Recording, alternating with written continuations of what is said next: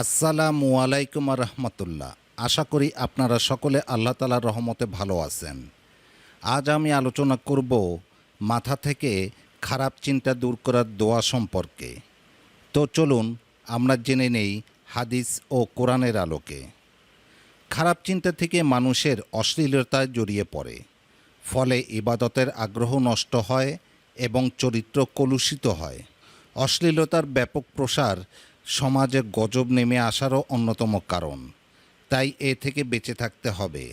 অশ্লীলতা ও মনের খারাপ আসক্তি থেকে রক্ষা পেতে সুন্দর একটি দোয়া শিখিয়েছেন নবীজি সাল্লাল্লাহু আলাইহি ওয়াসাল্লাম।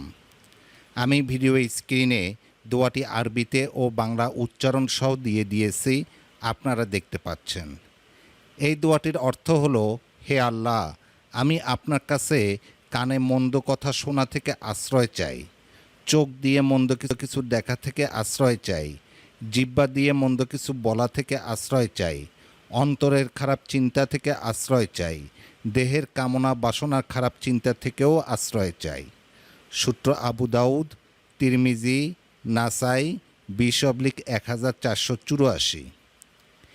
এ বিষয়ে আরও একটি দোয়ার উল্লেখ রয়েছে হাদিসে।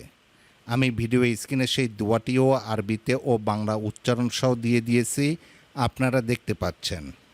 এই দোয়াটির অর্থ হলো, নিশ্চয় আমি আপনার কাছে খারাপ চরিত্র, অন্যায় কাজ ও কুপ্রবৃত্তির অনিষ্ট থেকে আপনার কাছে আশ্রয় চাই।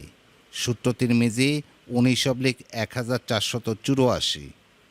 আল্লাহ তাআলা আমাদের সবাইকে অশ্লীলতা ও খারাপ আসক্তি থেকে পবিত্র থাকার তৌফিক দান করুন।